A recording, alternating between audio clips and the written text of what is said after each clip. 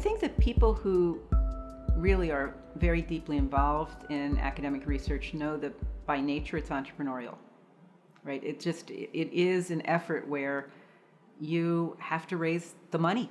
You've got to sell yourself, sell your ideas, and raise the money to have the lab, have the people to do things, especially if you're doing something at the scale that I often do. You need to be an entrepreneur. And so each one of us in the Research Institute who is faculty here, we are running large programs, and we've got to raise the money, we've got to sell. So I was always comfortable with that from the very beginning. Where I think the difference comes in is that what you have to do if you want something to scale is you have to start thinking beyond these walls, beyond academia, to customers, other partners, somebody who's going to take something over when you're done, a policymaker, an auto manufacturer, whoever that might be. It never went far enough for me to just stay within academia. To get promoted, I had to show that I changed the field, that people around the world saw what I did and it changed their thinking. That's how I got promoted at Penn.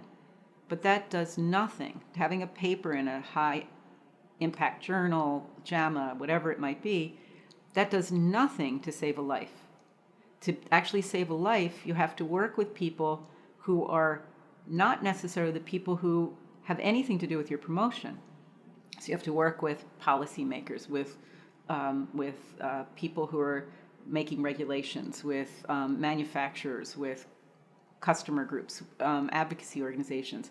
And that effort was what gave me satisfaction in my career. But all of it is entrepreneurial. What has changed is that I think we've gotten more clarity around what is a conflict of interest.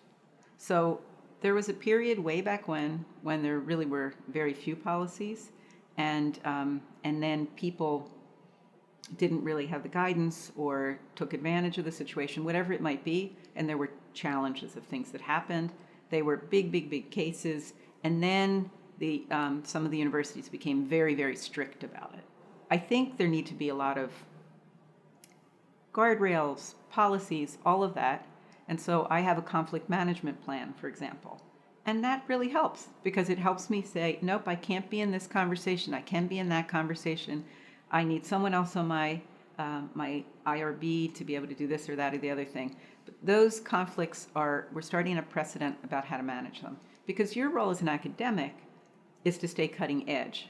The second you start as an academic competing with industry, you're going to lose. Because there's so many barriers in place to actually commercialize things as an academic that you need to really realize what your role is.